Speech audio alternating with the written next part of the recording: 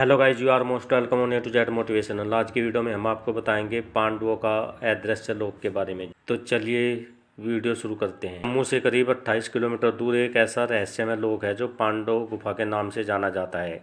ऊंची पहाड़ियों और चिनाब नदी के किनारे स्थित इस गुफा से जुड़ी कई अद्भुत और रहस्यमय कहानियाँ हैं जो बेहद हैरान करती हैं। इस गुफा का इतिहास पौराणिक मान्यताओं के मुताबिक लगभग 5155 साल पुराना है। कहा जाता है कि अपने अज्ञातवास के साल के दौरान पांडवों ने इस गुफा को अपना निवास स्थान बनाया था। यहाँ पांडव अपना नाम और भेष बदलकर गुप्त रूप से रहते थे। अज्ञातवास के दौरान यहाँ पांडव द्रौपदी के साथ रहते थे। पांडवों के अज्ञातवास में ही भगवान श्री कृष्ण भी उनसे मिलने इस गुफा में आए थे, जिसके प्रमाण आज भी यहाँ मौजूद हैं। जब जी मीडिया की टीम इस गुफा का रहस्य जानने के लिए वहाँ पहुंची तो चौंकाने वाला नज़ारा देखने को मिला। गुफा के पास से बहने वाली चेलाम नदी, जो सामान्य तौर पर अपने तेज बहाव और शोर के लिए जानी जाती है, वहाँ पूरी तरह से शांत थी।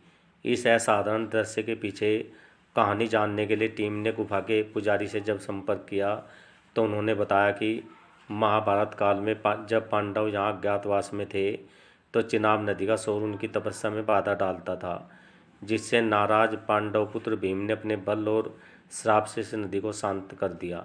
आज भी गुफा के पास 500 मीटर के दायरे में चिनाब नदी का पानी पूरी तरह से शांत है, जबकि इसके आगे और पीछे ये नदी रौद्र रूप धारण कर लेती है और अपने रौद्र रूप में बहती है। चिनाब नदी के बारे में जानकर हम दंग थे। कई सारे इतिहासकार, रिसर्च एनालिस्ट यहाँ इस गुफा तक आए। सच्चाई जानने के बाद सभी दंग रह गए। पौराणिक कथाओं में दर्ज इस सबूत पर किसी ने सवाल उठाने की हिम्मत नहीं की। गुफा के अंदर एक रहस्यमय शिला भी है। ये शिला कितनी पवित्र और रहस्यमय है, इसकी सच्चाई भी आप जानकर हैरान रह जाएंगे। ये तो रही शिला की एक पौराणिक कथा। कलयुग में भी इस चमत्कारी शिला के प्रमाण देखने को मिले थे। दरअसल 1992 में इस इलाके में बाढ़ आई थी। उस वक्त हजारों साल पुराने बरगद के पेड़ के तने से ये शिला लिपट गई थी। बाढ़ के पानी में बरगद का पेड़ तहस नहस हो गया, बह गया, लेकिन ये पवित्र शिला टस से मस नहीं हुई। बाद में इसे गुफा के अंदर पूरी विधि विधान से स्थापित कर दिया गया। तब से लेकर आज तक लगातार श्रद्धालु भगवान श्री कृष्ण जी के पाँव और उनकी गायों के पैरों के निशान वाली इस शिला की पूजा अर्चना करते आ रहे हैं। पौराणिक कथाओं के मुताबिक अज्ञातवास के दौरान भगवान श्री कृष्ण पांडवों से मिलने इस गुफा में आए थे और भेष बदलकर बाल रूप में भगवान कृष्ण अपनी गायों के साथ यहाँ रुके। ऐसा कहा जाता है कि महाभारत के युद्ध में कौरवों को हराने की रणनीति भगवान श्री कृष्ण जी ने इसी गुफा में पांडवों के साथ मिलकर तय की थी। हजारों साल पुरानी यह गुफा पांडवों की एक एक निशानी के पक्के और सच्चे सबूत समेटे हुए है। पांडवों की इस गुफा में करीब 5000 साल पुराना शिवलिंग भी मौजूद है।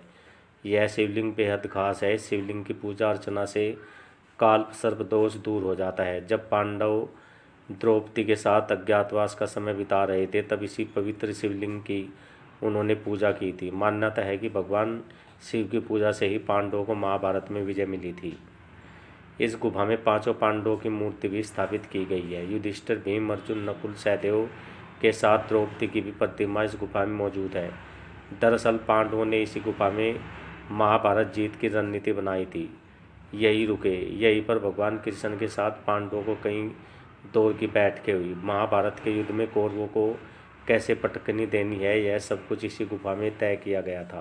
कहते हैं गुफा में हनुमान जी की भी हजारों साल पुरानी प्रतिमा है। जिस मंदिर में शिव जी और हनुमान जी विराजमान होते हैं उस मंदिर की महिमा और बढ़ जाती है। कहा जाता है कि हनुमान जी की यह मूर्ति स्वयं पांडव पुत्र भीम ने स्थापित की थी। भीम ने हनुमान जी की पूजा कर अपनी शक्ति और बल के लिए आशीर्वाद मांगे थे। मान्यता यह भी है कि हनुमान जी ने उन्हें साक्षात दर्शन देकर उन्हें सबसे बलशाली योद्धा होने का वरदान भी दिया था। पांडवों ने गुफा में हनुमान जी की प्रतिमा इसलिए भी स्थापित की थी क्योंकि द्वापर युग में हनुमान जी का विशेष दर्शन अर्जुन को भी हुआ था, जिसके बाद हनुमान जी अर्जुन के रथ के ध्वज पर मौजूद होने के साथ सहमत हुए थे, जो उनके परम आशीर्वाद का प्रतीक है। इसी गुफा में अज्ञातवास बिताने के बाद पांडव द्रौपदी के साथ बाबा अमरनाथ के दर्शन के लिए निकल पड़े थे।